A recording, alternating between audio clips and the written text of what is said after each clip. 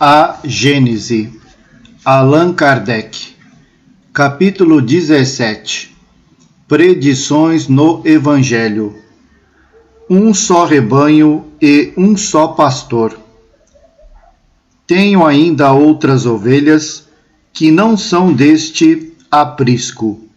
É preciso que também a essas eu conduza. Elas escutarão minha voz, e não haverá senão um só rebanho e um só pastor. Abre parênteses, São João, capítulo 10, versículo 16. Fecha parênteses. Por estas palavras, Jesus anunciou claramente que um dia os homens se unirão por uma crença única. Porém, como se poderá fazer essa unificação? Isto parecerá difícil se levarmos em conta as diferenças existentes entre as religiões, o antagonismo que elas entretêm entre seus respectivos adeptos, com relação à sua obstinação em crer que cada um está de posse exclusiva da verdade. Todas querem a unidade, mas todas se iludem de que ela se fará com sua vantagem, e nenhuma pretende fazer concessões em seus artigos de fé. Entretanto, a unidade se fará em religião, como tende a se fazer socialmente, politicamente, comercialmente, pela queda das barreiras que separam os povos, pela assimilação dos costumes, dos usos da linguagem. Os povos do mundo inteiro fraternizam-se já como se fossem províncias do mesmo império. Pressente-se a sua unidade e todos a desejam. Ela se fará pela força das coisas, porque se tornará uma necessidade para que se estreitem os laços de fraternidade entre as nações. Ela se fará pelo desenvolvimento da razão humana, que fará compreender a puerilidade dessas dissidências, pelo progresso das ciências, que demonstra a cada dia os erros materiais sobre os quais elas se apoiam, e pouco a pouco soltam as pedras estragadas de seus alicerces.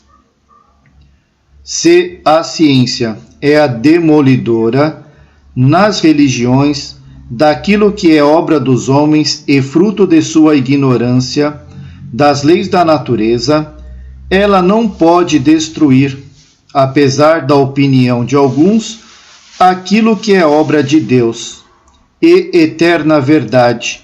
Eliminando os acessórios, ela prepara os caminhos da unidade. Para chegar à unidade, as religiões deverão se reencontrar sobre um terreno neutro e, todavia, comum a todas.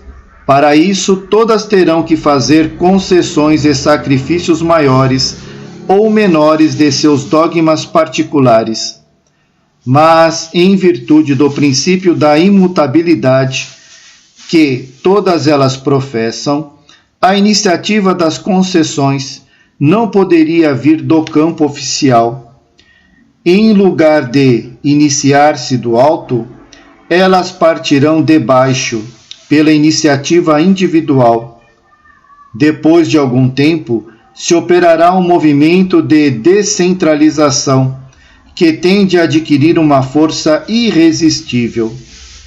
O princípio da imutabilidade, que as religiões têm considerado até aqui como uma égide conservadora, tornar-se-á um elemento destruidor, visto que, com a imobilização dos cultos, ao passo que a sociedade caminha para a frente, eles serão ultrapassados e depois absorvidos na corrente das ideias progressistas. A imobilidade, em vez de ser uma força, torna-se uma causa de fraqueza e de ruína para quem não segue o movimento geral. Ela rompe a unidade, porque aqueles que querem ir para adiante se separam daqueles que se obstinam a ficar para trás. No estado atual de opinião e de conhecimentos, a religião, que um dia deverá ligar todos os homens sob uma mesma bandeira, será aquela que melhor satisfaça a razão e as legítimas aspirações do coração e do espírito, que em nenhum ponto seja desmentida pela ciência positiva, que, em lugar de se imobilizar, siga a humanidade em sua marcha progressiva, sem jamais se deixar ultrapassar, que não seja exclusiva nem intolerante, que seja a emancipadora da inteligência, nada admitindo senão a fé racionada. Aquela cujo código de moral seja o mais puro, o mais racional, em mais harmonia com as necessidades sociais, o mais próprio, enfim, para que se funde sobre a terra o reinado do bem, pela prática da caridade e da fraternidade universais. O que alimenta o antagonismo entre as religiões é a ideia que cada uma delas tem de um Deus particular, e sua pretensão de que o seu seja o único, verdadeiro e o mais poderoso, em constante hostilidade com os deuses de outros cultos. É preocupada em combater sua influência. Quando as religiões se convencerem de que há apenas um Deus no universo e que, de modo definitivo, é o mesmo que adoram sob os nomes de Jeová, Alá ou Deus. Quando elas se puserem de acordo sobre os seus atributos essenciais, compreenderão que um ser único só pode ter uma vontade. Elas se estenderão as mãos como servidores de um mesmo Senhor e filhos do mesmo Pai, e terão realizado um grande passo para a unidade.